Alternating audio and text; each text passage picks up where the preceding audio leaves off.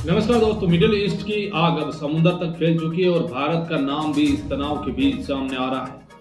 Iran और America Israel युद्ध के छठे दिन एक ऐसी घटना हुई है जिसने पूरी दुनिया को सन्न कर दिया है।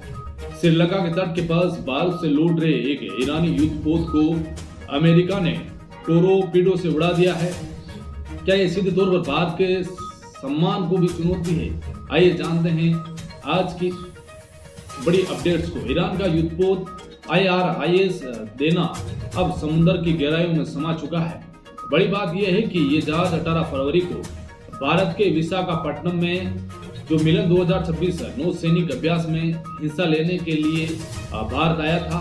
भारत का मेहमान बनकर लौटा ये जहाज अब श्रीलंका के गाले शहर से 75 किलोमीटर दूर था। तब अमेरिकी पेनेडुबी ने इस पर हमला किया। ईरानी विदेश मंत्री अब्बास अरागची ने इसे समुद्री बर्बरता करार दिया और कहा है कि अमेरिका को इसके बहुत बुरे नतीजे भुगतने होंगे।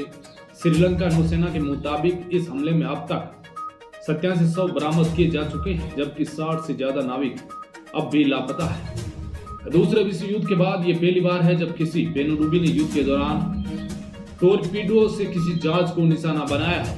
अमेरिका अब तक ईरान के 20 युद्धपोतों को डुबो चुका है। तो वॉशिंगटन से खबर है कि अमेरिकी संसद में ट्रंप प्रशासन के खिलाफ लाया गया प्रस्ताव भी फेल हो गया है।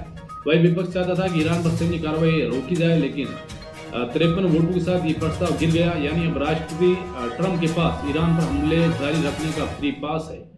जंग का मोर्चा अब कतर तक पहुंच गया है। ईरान के 2 Su-24 बॉम्बर कतर में स्थित अमेरिकी एयरबेस अल उदीद को उड़ाने के लिए निकले थे, लेकिन कतर के F-15 लड़ाकू विमानों ने हवा में ही उन्हें इंटरसेप्ट किया और मार गिराया। कतर के इतिहास में ये पहली बार है जब उनकी एयरफोर्स ने किसी दुश्मन विमान को ढेर किया। पिछले 6 दिनों में क्या क्या हुआ? 1 मार्च को ईरान के नेताज न्यूक्लियर सेंटर पर हमला हुआ। वहीं 2 मार्च को अमेरिका ने B-2 बॉम्बर्स का इस्तेमाल किया। वहीं 3 मार्च को जो सऊदी अरब और कुवैत में अमेरिकी दूतावास बंद कर दिए गए।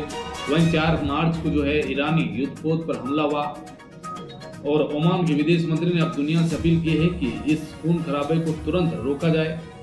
जंग अब उस मोड़ पर है जहां से वापसी का रास्ता धुंधला नजर आ रहा है। क्या भारत अपने मेहमान जहाज पर हुए इस हमले पर कोई कड़ा रुख अपनाएगा? आपकी क्या राय है? कमेंट्स में जरूर बताएं। डिफेंस और जियोपॉलिटिक्स की हर अपडेट के लिए जुड़े रहिए समाचार अपना देश के साथ।